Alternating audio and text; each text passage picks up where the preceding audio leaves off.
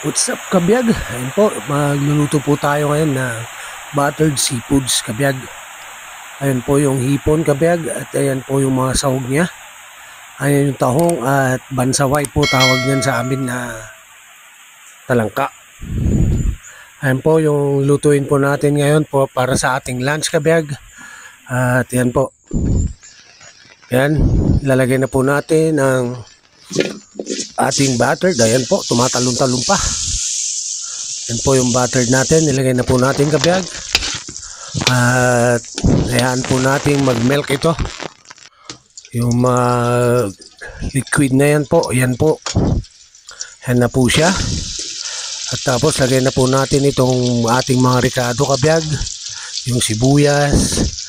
At bawang. At saka luya. Ayan po yung lalagay po natin na sahog niya. Haluin na po natin, kabiyag. At mamaya po ilagay na po natin yung mga lulutuin po na tahong, hipon at bansaway po. Ayan, haluin po muna natin to, kabiyag, para mag-isa yung ating mga ricado.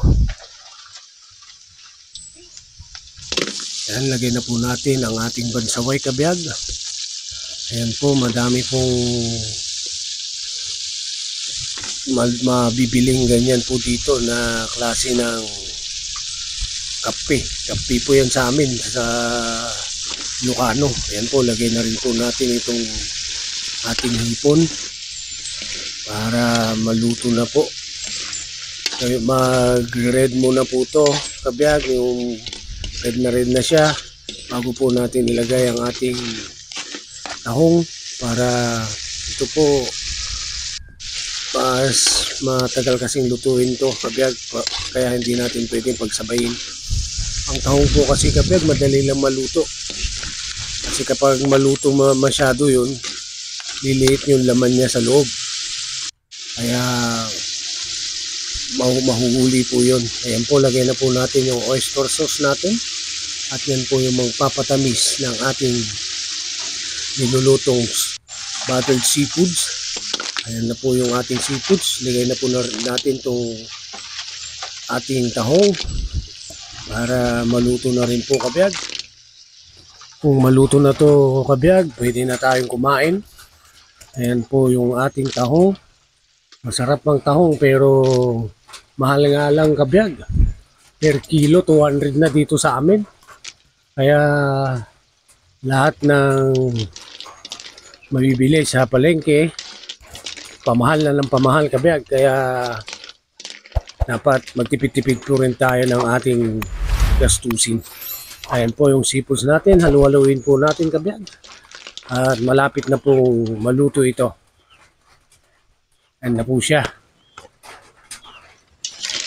Medyo mausok po ang ating niluluto, kabiyag, kasi sa kahoy po tayo nagluto. Ayan po. Kaya medyo mausok po ang ating nilulutong seafood, buttered seafood, kabiyag. Ayan na po siya, kabiyag. Malapit na po itong maluto.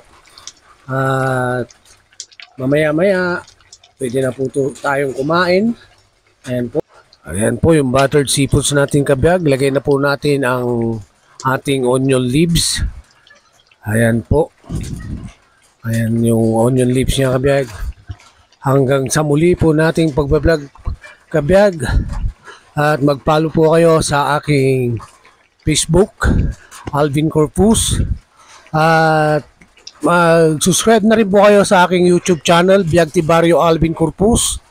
Mag-subscribe, like, share, comments po kayo. And don't forget to click the notification bell para lagi po kayong updated sa aking mga video.